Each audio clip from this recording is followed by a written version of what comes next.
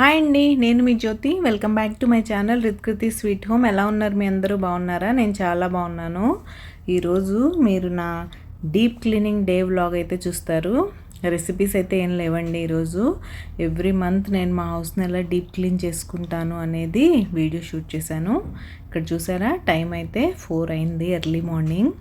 ఇక్కడ నేను మీతో ఏదో మాట్లాడి ఇంట్రో ఇవ్వడానికి ట్రై చేశాను, కానీ ఎర్లీ మార్నింగ్ కదా, నేను చాలా పెద్దగా మాట్లాడినట్టు నాకు అనిపించింది. బట్ వాయిస్ అయితే క్లారిటీ లేదు, అందుకే మళ్ళీ నేను వాయిస్ ఓవర్ అయితే ఇస్తున్నాను. ఇక్కడ అసలు నేను ఏం చెప్పానంటే, ఎవ్రీ టైం ఏమి ఇలా ఎర్లీ మార్నింగే చేసాను. మా హస్బెండ్ పాప వెళ్ళిపోయిన తర్వాత నిదానంగా చేసుకుంటాను. బట్ ఈసారి మా పాపకి ఎగ్జామ్స్ వల్ల 2 అవర్స్లోనే తను వచ్చేస్తుంది కాబట్టి తను వచ్చాక తనతో టైం స్పెండ్ చేయాలి. అండ్ ఈ క్లీనింగ్ అంతా కుదరదు అన్నట్టు ఎర్లీ మార్నింగ్ 3:30కి లేచి 4 o'clock అయితే స్టార్ట్ చేశాను. ఇక్కడైతే నా క్లీనింగ్ స్టార్ట్ చేశానండి. ఎవ్రీ మంత్ నేను ఇలానే డీప్ క్లీనింగ్ చేస్తాను. అవసరమా అనుకుంటే వీక్లీ క్లీనింగ్ కూడా నేను చేస్తాను. ఇది ఎందుకు అవసరం అంటే, మా చుట్టూ కన్స్ట్రక్షన్ వర్క్ జరుగుతూ ఉందండి. ఎప్పుడు చూసినా బాగా డస్ట్, ఇల్లు క్లీన్ చేస్తూనే ఉండాలి. మీరు రోజు మార్నింగ్ నేను డస్టింగ్ చేస్తాను, అయినా సరే ఈవినింగ్ వరకు అలానే ఉంటుంది. అందుకే మంత్లీ క్లీనింగ్ అయితే కంపల్సరీ. బట్ ఈ కర్టన్స్ ఇవి కూడా లాంగ్ టైం అలా ఉంచేయకూడదు కదా, అందుకే చేంజ్ చేస్తూ ఉంటాను. కర్టన్స్ అయితే ఎవ్రీ మంత్, సోఫా కవర్స్ అయితే as and one required basis లాగా 15 డేస్కి, 1 వీక్కి, 1 మంత్కి నాకు నచ్చినట్లు. 1 మంత్ అయితే ఉంచనులేండి సోఫా కవర్స్. ఎవ్రీ 15 డేస్కి చేంజ్ చేస్తూ ఉంటాను. ఇక్కడైతే క్లీనింగ్ కంటిన్యూ అయిపోతుంది.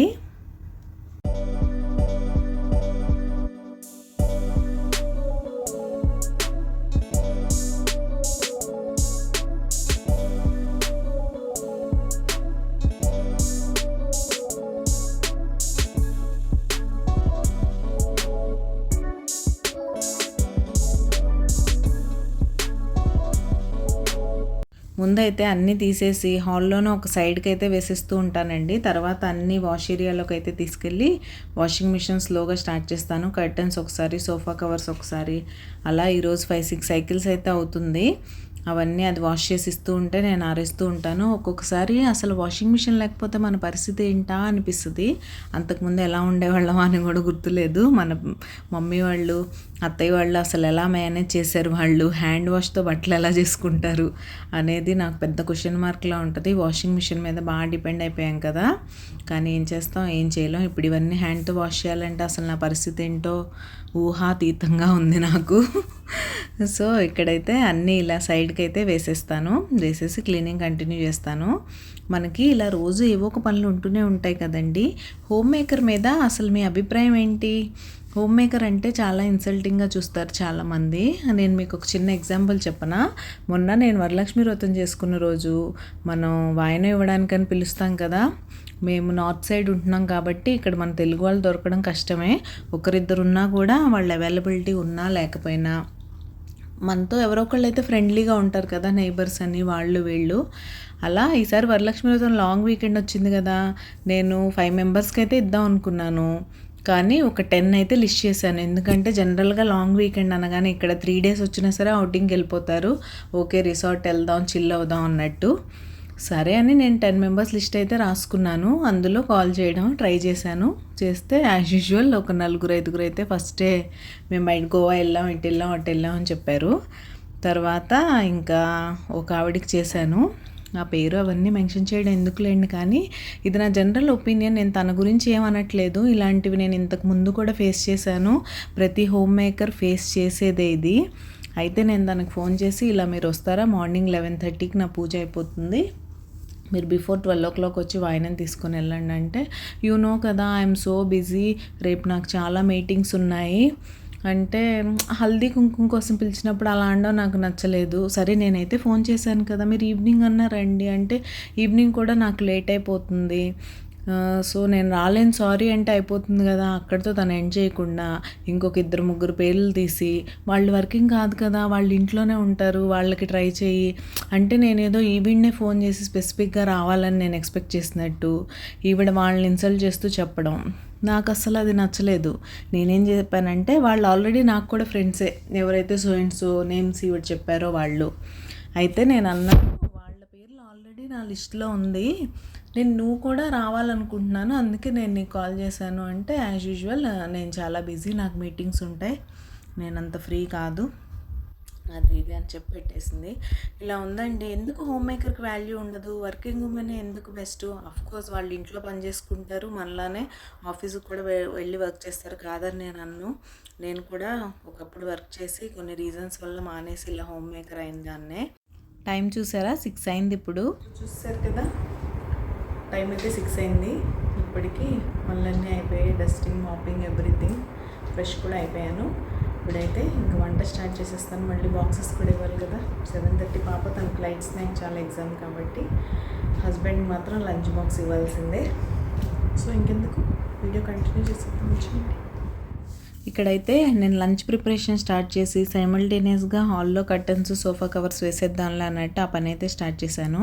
ఇకపోతే మనం ఆ విషయం మాట్లాడుతున్నాం కదా, అలా ఎందుకండి అలా అంటారు? ఏదో ఒక రీజన్ వల్ల, ఏదో ఒక సిచ్యువేషన్ సపోర్ట్ చేయకపోవడం వల్లే కదా హోమ్ మేకర్గా ఉంటారు. వాళ్ళకు కూడా ఏదో ఒకటి చేయాలని, ఏదో సాధించాలని ఎందుకు ఉండదు? ఎందుకు అలా చిన్న చూపు చూస్తారు?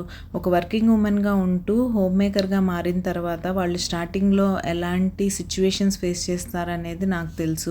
కొంతమంది డిప్రెషన్లోకి వెళ్ళే వాళ్ళు కూడా ఉంటారు. నేను ఆల్మోస్ట్ ఆ స్టేజ్లోకి వెళ్ళి తర్వాత నన్ను నేను చేంజ్ చేసుకొని ఎలా నేను తీసుకున్న ఈ హోమ్ మేకర్ అనే దానికి జస్టిస్ చేయాలి అని నేను ఎలా కంటిన్యూ అయ్యాను అనేది నాకే తెలుస్తుంది. సో ఇలాంటి వాళ్ళు ఇలా మాట్లాడినప్పుడు నాకు ఎంత వద్దనుకున్నా ఎందుకో కొంచెం బాధగా అనిపిస్తుంది. ఈ విషయంలో మీ అభిప్రాయం ఏంటి అనేది కామెంట్ సెక్షన్లో కామెంట్ చేయండి. అండ్ మీకు నా వీడియోస్ నచ్చుతున్నట్టయితే ప్లీజ్ లైక్ చేసి మీ ఫ్రెండ్స్ అండ్ ఫ్యామిలీకి షేర్ చేయండి, సో దట్ నాకు రీచ్ పెరుగుతుంది. ఎవరైనా సబ్స్క్రైబ్ చేసుకోకుండా మన ఛానల్ చూస్తున్నట్లయితే ప్లీజ్ సబ్స్క్రైబ్ చేసుకొని నన్ను సపోర్ట్ చేయండి. సబ్స్క్రైబ్ చేసుకున్న తర్వాత మీరు బెల్ ఐకాన్ ట్యాప్ చేస్తే మీకు 3 ఆప్షన్స్ వస్తాయి. అందులో ఆల్ అని సెలెక్ట్ చేసుకుంటే నేను ఏ వీడియో అప్లోడ్ చేసినా వెంటనే మీకు నోటిఫికేషన్ వచ్చేస్తుంది. ఇక్కడైతే నేను డైనింగ్ టేబుల్ కవర్ కూడా చేంజ్ చేసేసాను, అది కూడా వేరేది వేసాను. ప్రతిదీ నా దగ్గర సెకండ్ సెట్ ఉంటుందండి.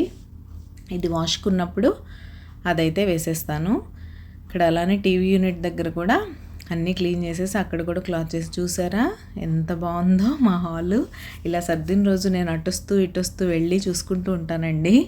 ఇంకా మీరు క్లీనింగ్ చేసేప్పుడు మ్యూజిక్ వింటారా, టీవీలో ఏమన్నా ఆన్ చేసుకొని వింటూ వర్క్ చేసుకుంటారా, లేదంటే పీస్ఫుల్గా ఉంటే ఇష్టం అని సైలెంట్గా వర్క్ చేసుకుంటారా? నాతో చెప్పేయండి మీకు ఏది రిఫ్రెష్మెంట్ ఇస్తుంది అనేది.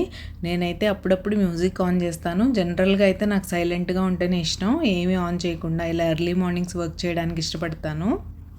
ఇక్కడైతే ఒక రౌండ్ వాషింగ్ మిషన్ అయితే అయిపోయింది. నేను కర్టన్స్ అయితే బాల్కనీలోకి తీసుకొచ్చి ఆరేస్తున్నాను.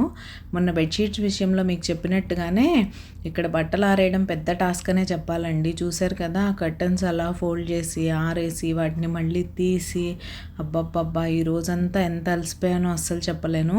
కానీ మన ఇల్లు మనమే క్లీన్ చేసుకోవాలండి. అలా డస్ట్ పట్టి ఉంటే నెగిటివ్ ఎనర్జీ ఇలా అనిపిస్తుంది ఇంట్లో. ఇల్లు ఎప్పుడు నీట్గా ఉంటేనే బాగుంటుంది. నేను పర్టికులర్గా డస్టింగే చేయాలి, అలా చేయాలి, ఇలా ప్లాన్ ప్రకారమే చేయాలని ఉండదు. ట్యూస్డేస్, ఫ్రైడేస్ కాకుండా రోజు నేను ఇల్లు ఊడుస్తున్నప్పుడే చీపురుతో ఎక్కడైనా నాకు బూజులు అలాంటివి కనిపిస్తే తీసేస్తూ ఉంటాను. సో దట్ మనకి ఈజీగా ఉంటుంది. మంత్లీ క్లీనింగ్ అంటే ఈ డేట్లోనే చేయాలి, మంత్లీ చేయాలి అంటే ఒకేసారి బాగా స్ట్రెస్ పెరిగిపోతుంది. మనం కూడా చేయగలగాలి కదా. ఇక్కడైతే కర్టన్స్ ఆరేసేసాను. సెకండ్ బాల్కనీలోకి వెళ్ళి అక్కడ సోఫా కవర్స్ అయితే ఆరేస్తున్నాను. వీడియో కంటిన్యూ అవుతూ ఉంటుంది, చూడండి.